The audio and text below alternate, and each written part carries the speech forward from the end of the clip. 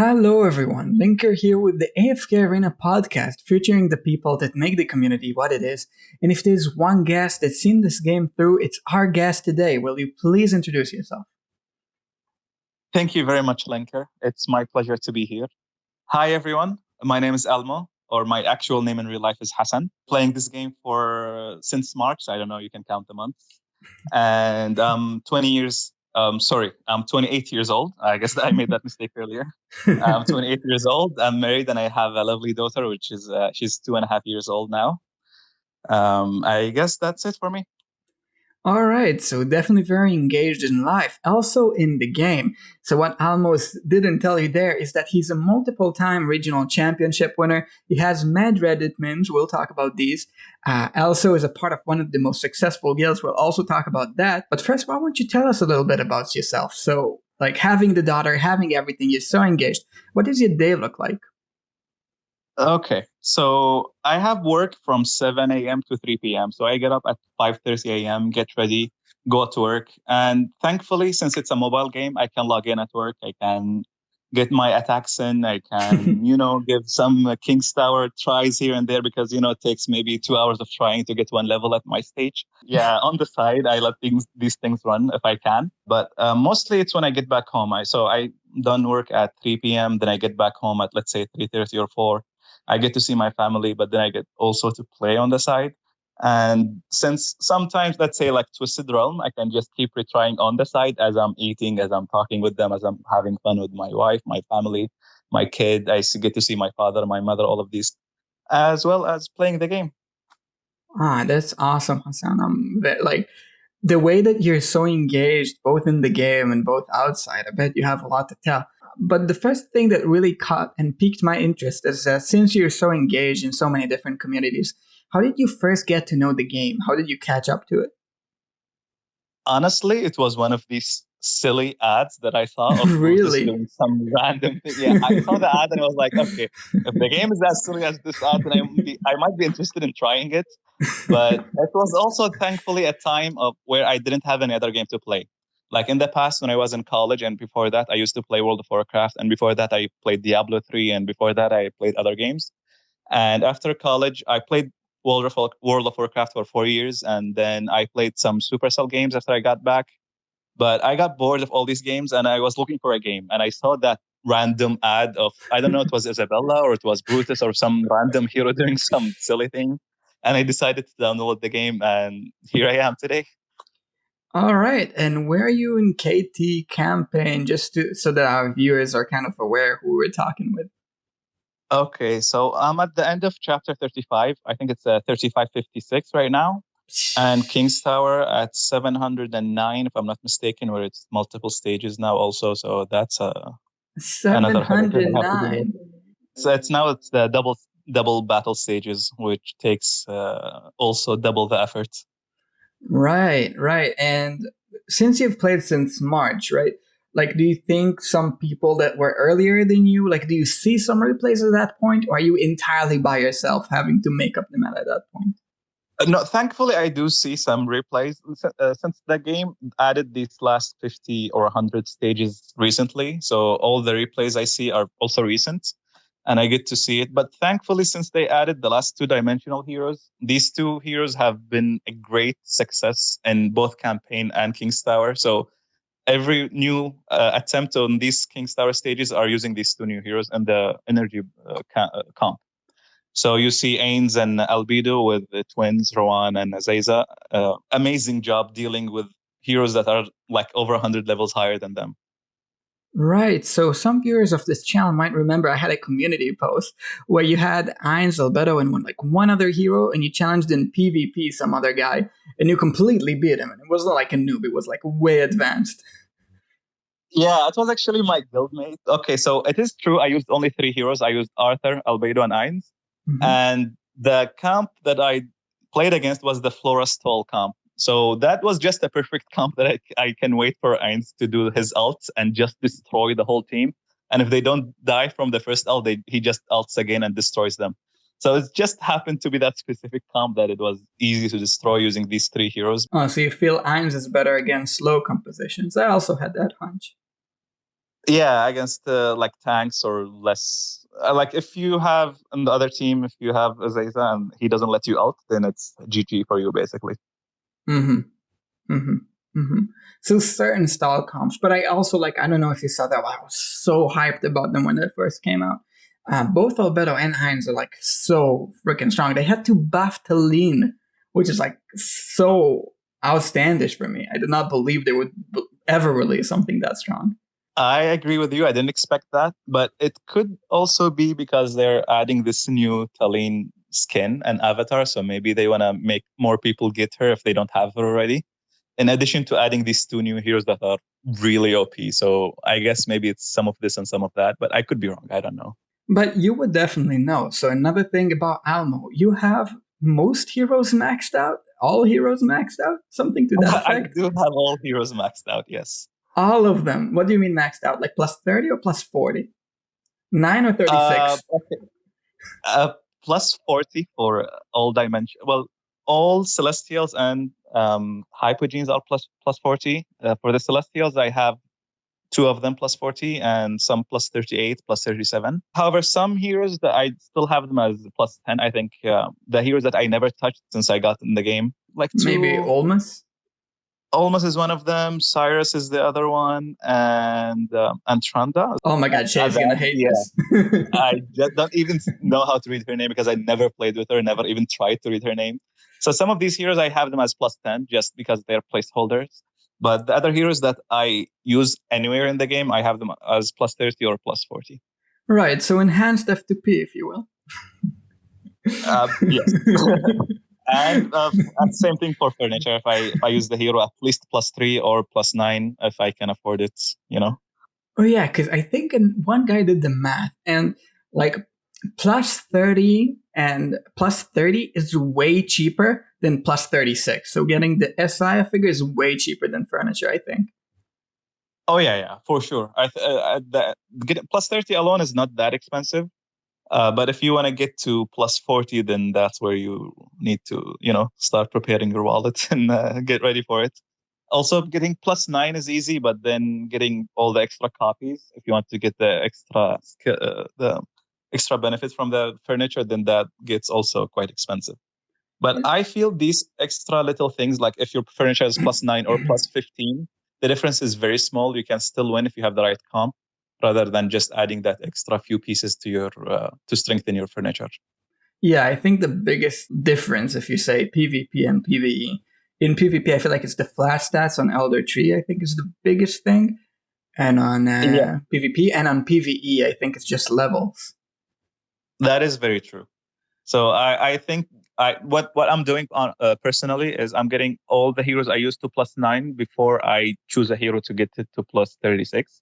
Because I feel just getting that skill of the plus 9 is more important than trying to just grind more furniture pieces. So, what do you think about this new mode? Well, I actually really like it because I've been always a fan of draft mode games, and I've played other games that had this type of modes, and I've always, well, I was good in these games. I'm not saying I'm going to be good in this one, but I enjoyed being able to pick things from a pre-selected set. I think it's going to be a lot of fun since it's also free to play friendly. Am I right? I haven't tested it myself, but I Oh, think it's everyone has completely plus friendly. 30. And Yeah, yeah, it yeah. doesn't matter what you have, right? Not even trees. Nothing matters. Just like chapter 4 and Uh, complete whale are equal. I think it's going to be the new addiction in the game. And I mean, they keep outdoing themselves. Every time they add something new, and I spend, I don't know, months playing it, and then when I slightly feel like I'm going to get bored of it, they add just something completely new. And I honestly, it's one of the best things they did so far, and I think I'm going to love it so much. I've only seen it since I don't have a test account, but it looks to be really fun.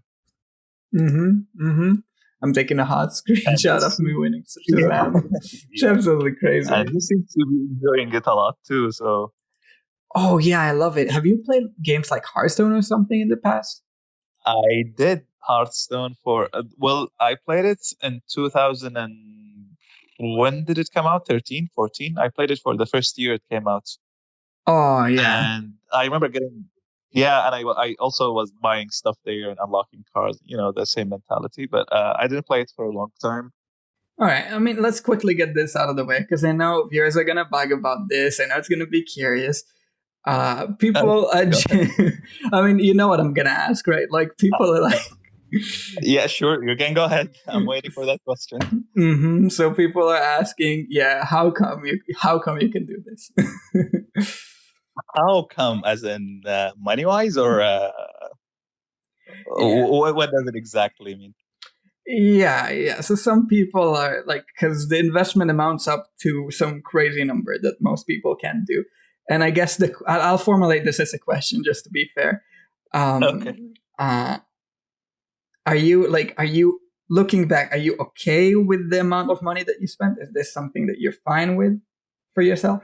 I, I am fine with, given how much fun and joy I got since I joined the game, and how much fun I get out of it with every win I get, with every star I get from LC, with everything. I'm totally fine with what I put, because I look at it as an investment in like fun time, and I could have spent it getting, I don't know, a car or something else, and I would have been also happy. But looking at how much happiness this brought me, then I'm okay with it. Like for the past 8 months, I've been really excited every day to wake up, log in, check the game, check every event, and then like check the game every hour, check the game before I sleep, check it the next day.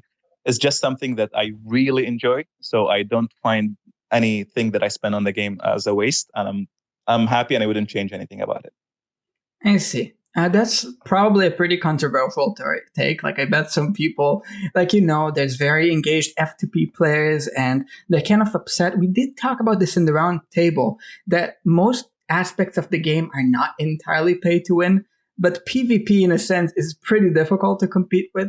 Have you got any negative reaction to people in that sense? Um, I do agree that PvP is almost purely pay to win, because there's no way for you to compete, even if you've been playing the game for, I don't know how long it's been out, 2 years Two now, or a year and a years? half. Yeah. Yeah, I think I do agree it's a little negative. I get some negative comments that, okay, so if I was your level, or if I paid as much as you, I would have won, for example. I did get some people telling me that. But I don't think that's very accurate, because I also compete with people on my level and that also paid as much or maybe more. And beating like these would also at least make me feel happy personally, even if they think it's a word not, I guess, not as I don't know what's the word for it. Wait, give me a As second here. challenging? Yeah, okay. They think it's not as challenging, for example, or they think it's just, you just pick a lineup, and whether it works or not, it's just luck whether you put Iron number one and Telly number two, or the opposite. But there is a lot more to it than that, and it Mm-hmm. has a lot of mind games to it. So I think paying your way to reach that level, I'm fine with it. I know others might not be as okay, and they think that's not a good aspect of the game. I would understand that view, but I think for me, I'm okay. I'm totally okay with it again, and I would be more than happy to do it again if I had to go back in time. All right, so just as a clearing remark, I want to say my own opinion about that. I'm happy that there's guys that spend significantly more than me. Personally, I did spend some on the game, not as much as you did, but some. And Okay. I'm happy that there are guys that pay more because this makes, for me, competing in LC so much more challenging. I like the feeling of an underdog. I know this is not a common take. I know some people are extremely frustrated because obviously it's really an uphill battle if you fight against a guy who has the Elder Trees max and you're not. But I feel like you could, with a decent amount, get to the point where it's interesting, where you have some sort of a niche chance if you really strategize things out. And obviously, like losing, feeling like I lost completely out of resources is a little bit annoying. But I'm happy. I'm happy taking the underdog position. So I'm like, all the power to you. I get you. Like, you have fun. And I appreciate that. I respect that. I thank you so much for it, but I also want to mention that I've seen so many times where people who are much weaker beat people with max trees, and it's not once, not twice. I've seen it multiple times in different regions. So I don't think getting maxed means you're not gonna be, no one's gonna beat you, even if they're like, I've seen people with trees that only have 2 max branches, and they beat people with 5 max branches. So if you win, it's going to be a huge achievement for you, and everyone is going to be cheering for you. And if you lose, no one's going to, blame you because you're much, much weaker than the guy. So it's a win-win for you, basically. And the other guy is, if he loses, then that's a big loss for him for losing for someone who's much weaker than him. Fair, fair. All right. So now that we got that out of the way, if you hate me for this, comment away. That's fine. I get it. This like I knew this is gonna be a hot take. So now that we got this out, I really want to hear about your advice because obviously you've beaten many LCs, you've seen campaign to its end. What do you like most about the game? Well, actually, I kind of like all aspects of the game, which is why I'm pushing in every other direction I can. And but the most fun I get is when I actually win an LC because it's the most competitive one. Like for campaign and King's Tower, I can just, repeat and retry and try different comps. And I know eventually I get either enough levels or get enough luck to beat a stage. But for LC, you only get one try. And if you get the right comp, and it did happen many times where I try to plan, like I don't just put random lineups and just hope for the win or just copy meta lineups and just place them randomly. I do check my opponents. I do see how they think. I do see what I would do if I was in their shoes, and then try to put the right lineup. And if that works out for me, that actually makes me happy, and I enjoy that. Even if I don't end up winning the LC as a whole, if I just win one battle that was really difficult, that makes me happy.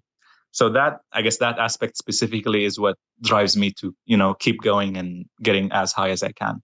Okay, and let's make this also something pretty insightful for viewers. So, what would be your advice for a viewer that's significantly lower tree? Let's say they have 2 trees at 70 or something, or 2 trees at 50. What would you advise for a guy like this who wants to somehow run against the big whales? Okay, so one advantage you get if you're not as strong is whales might not bother to change their lineups. I mean, that might not be the case every time, but even for me, sometimes I just leave the lineup as is until I reach the semifinals because I know the guys I meet are much weaker, where even if they put the right counter to my lineups, there is a good chance that they don't win. So I don't bother with changing it. So the first thing is keep in mind that the guy in front of you, if he's a big whale, he might not change anything. So ask around or test lineups to see which would counter that lineup. Even if he's much stronger than you, there is a chance that if you have the right counter, you can beat him. And let's say if you have 50, 52 max, the biggest branches that you have, and obviously that's going to be celerity and sustenance, because if you're trying to win, these are the best options that you have. Some lineups like the Talene Energy comp can beat the exact same lineup, the mirror comp, even if the other side was 100 sustenance and you're 52 or 55. I've seen that happen. So with Really? RNG and yeah, I've seen it. Actually, it happened to me a few LCs back. I lost that battle. I didn't lose the whole round. Just I had a full Talene energy comp versus the same energy comp. The guy had 62 in sustenance. I had the 98 or 99 at the time. And my Talene and Twins and Azaza were at 40, and the guy was at 30, and he beat me. He Really? just happened to get the first ult first, and he just kept on rolling, and he beat that comp. So that's the thing. There is some RNG aspect to the game. Even if you have better comp or higher level or anything, you can still lose. So even if you are weaker, if you just try to get the right comps, there is a good chance that maybe not this time, maybe not the next time, but one of these times you'll get the right RNG to beat the whale. And I've seen that happen. So let me unpack that. You're saying first, big whales, you can assume some of the times they just won't change their lineup, so you'll have something to test. You see their previous lineup, and you can compare that and kind of test with your friends ahead, so you get this advantage of having the right counter in the right time. And you should also play the sets that have the RNG factor to them. For example, the Talene Energy comp is one that, if you're lucky enough, you could even pull off a win at a significant disadvantage. So are these your 2 biggest advice? For PvP, yes. If the difference is huge, I think these are the 2 things that you can do. And you can definitely capitalize on them not changing their lineups because, again, even a much weaker tree with the right comp can beat a team that is much higher level, but with the other counter. So if I don't know if that's clear, but some teams have very clear counters to them, and if you don't know them, maybe it's confusing for you. You didn't test enough. You can either ask some people on Discord or or some whales, or you can even ask me. Okay, so what would be the counter to this comp? I can give you the best counter that's yet been tested, And there is a chance that even if you're 30, 40 levels lower, you might beat it. All Not right, a so guarantee, but all it's possible. 2,000 of you watching this, just spam Almo in the chat how to counter all Okay, the arena meta maybe items that I'll you take that see. back. All 2,000. Almo Maybe. says open advice. You could just ask him any hour, just ping him on Reddit, on Discord, everywhere. He's willing to answer your questions about PvP. You heard it Okay. here. What have I done? Okay, I may want to take that back. I'm just saying that some whales might be willing to help because some lineups have clean counters. But yeah, I guess some guys are out there If you're too to chapter what. 8 and you're in arena and you use your Shamira against the enemy, but let it just ask Almo. He's here for you. Okay. I mean, you guys have my Reddit account, so you can go ahead and just spam me with Oh questions. man, talking about your Reddit account, your memes are so solid. I love them. Thank you very much. It's like I do solid spend a lot of. entertainment.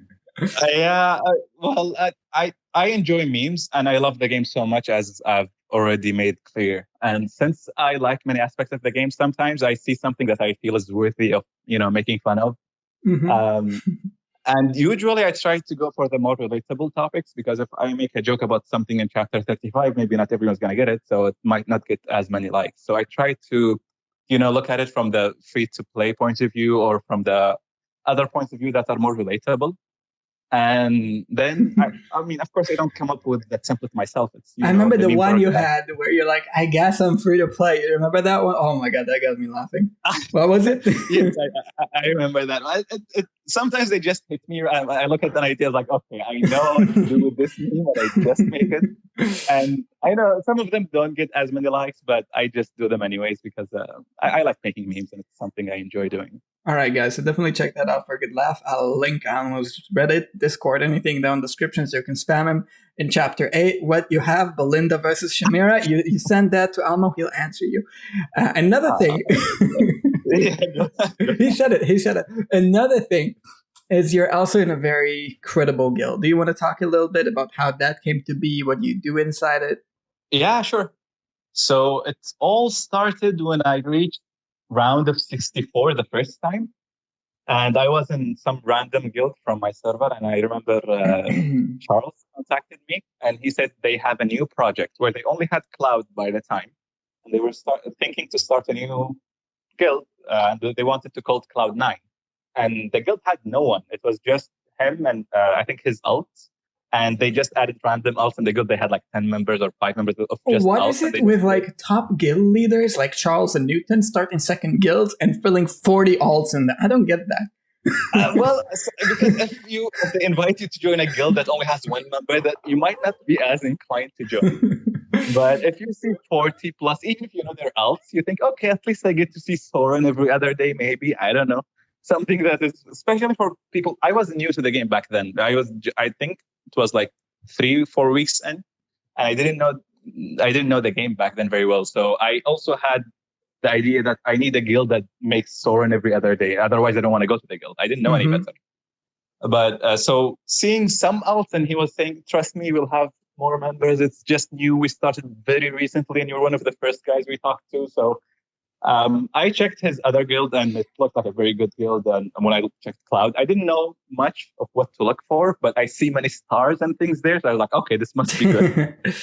Yeah. And then I said, okay, I'll give it a shot. I'm in a dead guild anyways. It wasn't any active guild, just random guild I joined. So I joined it, and slowly it got bigger and bigger. And then he was asking me if I wanted to become a deputy there, since I was one of the first people to join. And at first, I think I said no, but like later on, next day or the day after, I said, well, you know what? I'll do it. I'll just help you. You tell me what you need, and I'll help you recruit. I'll help you do stuff. Thankfully, on Discord, we have all the other guys from Cloud. So it already had many guides from Shazam and other people who are much more knowledgeable than me back then. So slowly, I got to know the game better, and got bigger in every aspect. I started paying more as well without them asking for it. I just, liked the game a lot that I spent more.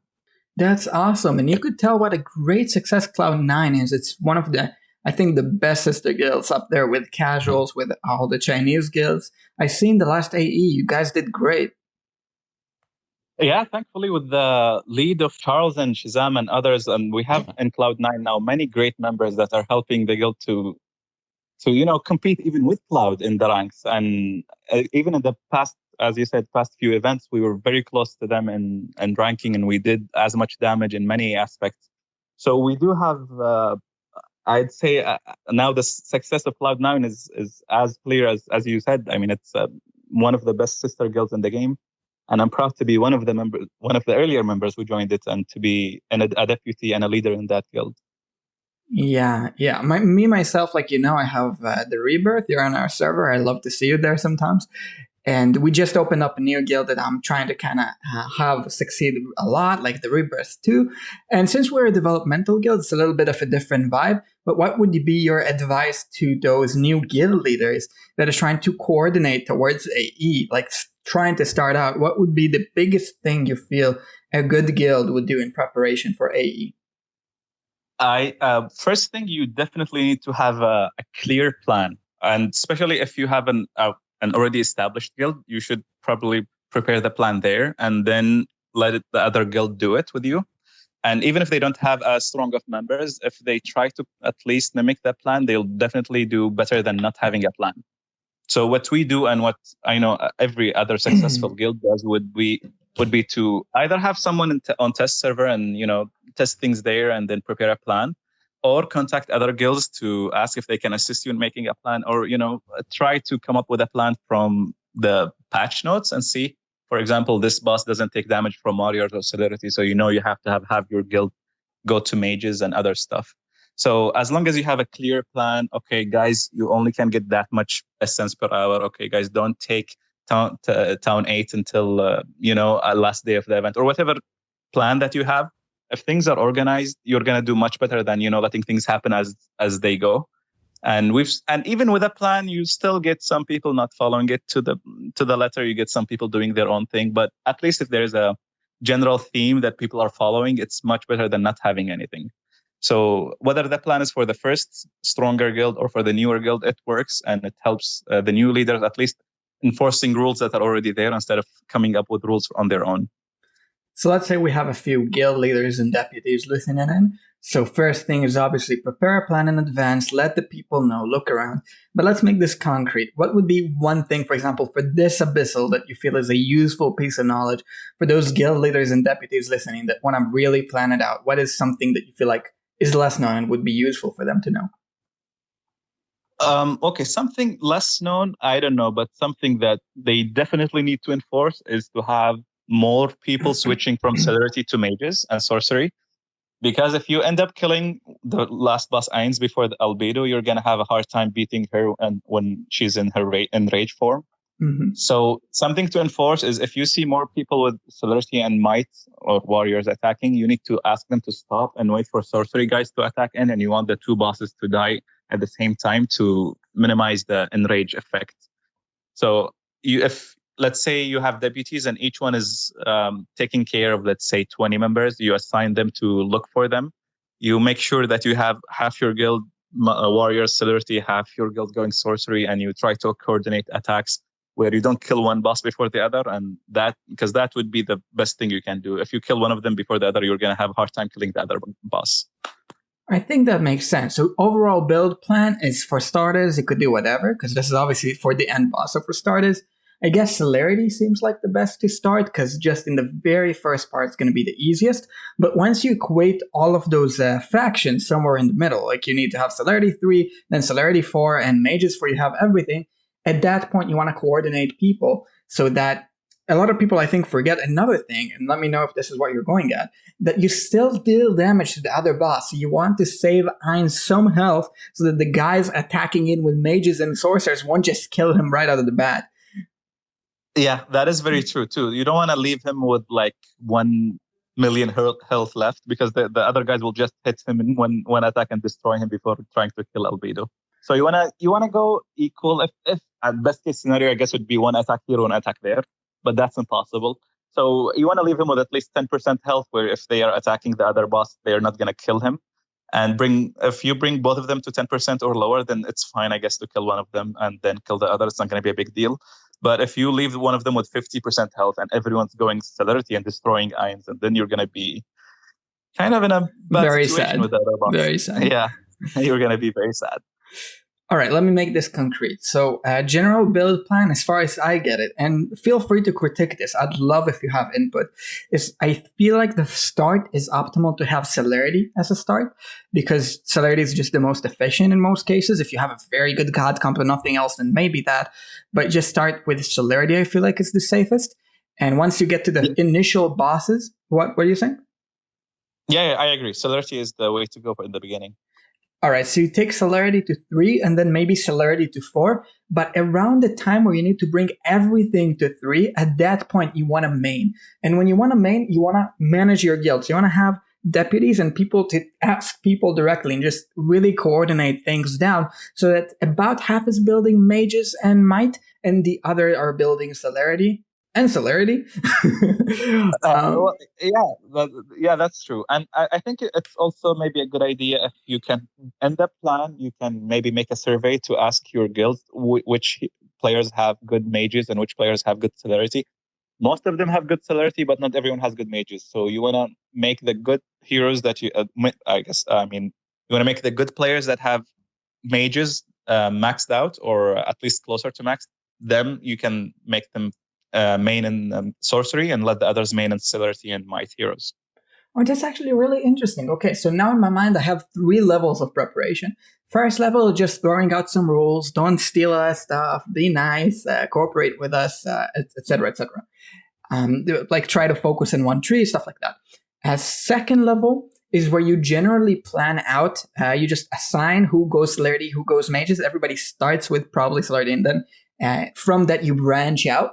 And the optimal level that you just talked about is you hand out those surveys ahead of time. You maybe have data miners if you're in a real serious guild like that, and you see who has the best branches. And based on that, you assign ahead of time who goes to which branch after the initial plan. So you have like the overall leveling plan and the personal leveling plan, and you see which goes to which side. And based on the survey, this is real advanced stuff. And at that level, I feel like if you do that, you'll probably be fine, right? Yeah, I totally agree. And I think if you want to add just one extra level of complexity, it seems like the people who log in first go to the east side and the people who log in after go to the west side. And then the west side people meet Dark Nemora first. So these guys want to go to mages before the guys on the east. So if that's accurate, I'm not entirely sure. But if that's true, then you want the first 35 people to log in are the celerity main and the other guys are going to be the sorcery mains. All right, I think that's some solid overall AE plans. I think we just got something down here. Great stuff. So we talked about LC generally. We talked about AE. Got that. I tell you, I edit all the time. So we talked about LC. We talked about AE. And I think the one thing that I do want to hear from you on is Endgame campaign. So did you hear about the shift they're going to have to that? I did. And I like it, but I also feel like all the effort that I already put to reach my stage is going to be, wasted because I spent hours and hours trying to reach where I am with my level.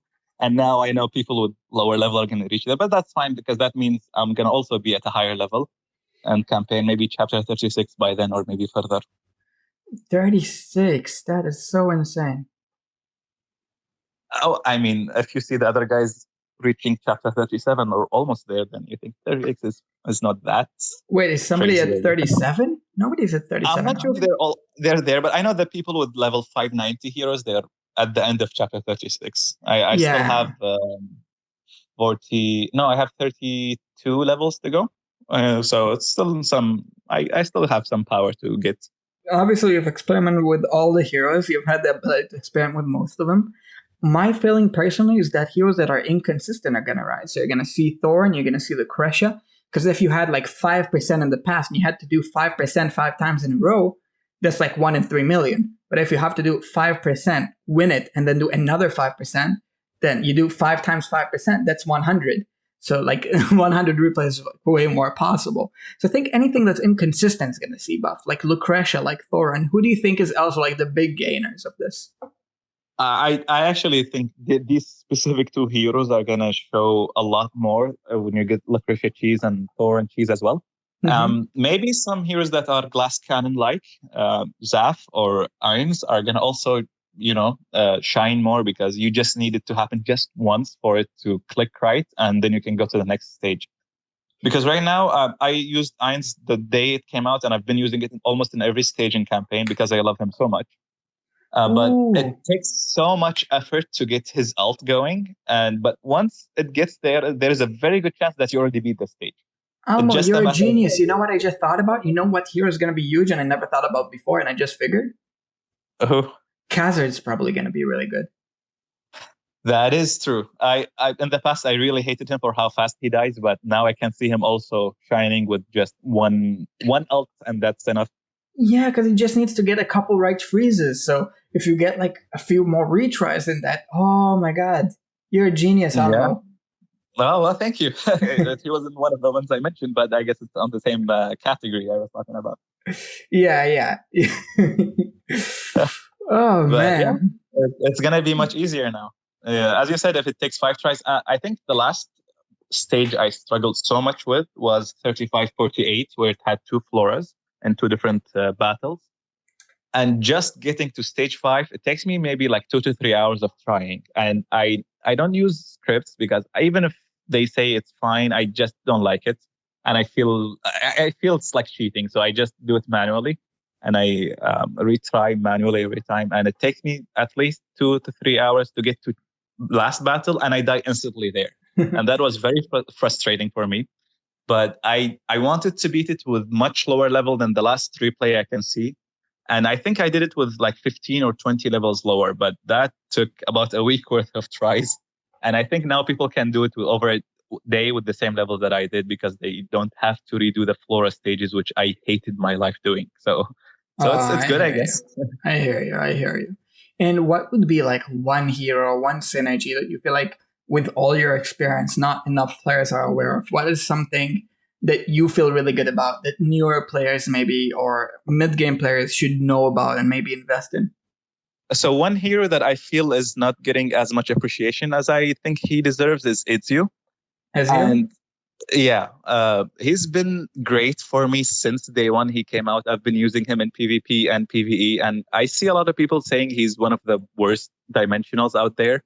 But his execute, I know his damage is not that great, but he can dodge like you cannot touch the guy, and then he can execute all heroes. He jumps from one to the other and kills them without them doing their, let's say, immunity for Brutus or reset for Zul'Rath or other heroes that have, unique abilities. Oh, Ezio doesn't trigger Zul'Rath reset. I also didn't think about this.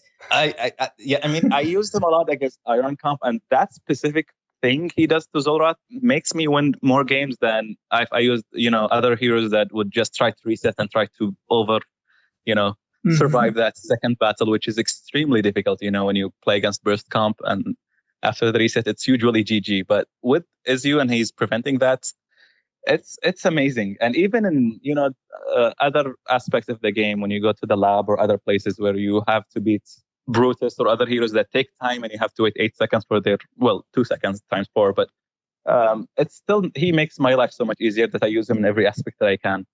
And I know not everyone agrees with this, and I've seen on Discord or other places where they don't really like him, but he's been my favorite hero since he came out.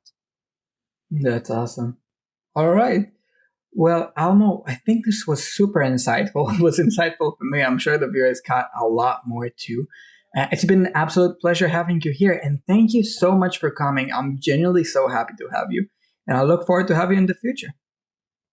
Thank you so much for having me. I'm more than happy to join you at any point. And I mentioned before that it's actually my pleasure to be on these podcasts, because I see you only interviewing the best people, and I felt really honored to be one of the people that you contacted to reach here. So thank you for this, and I'd be more than happy to answer any questions or join you later on in other podcasts in the future. Awesome. We did it, man. High five. Okay, have a virtual high five.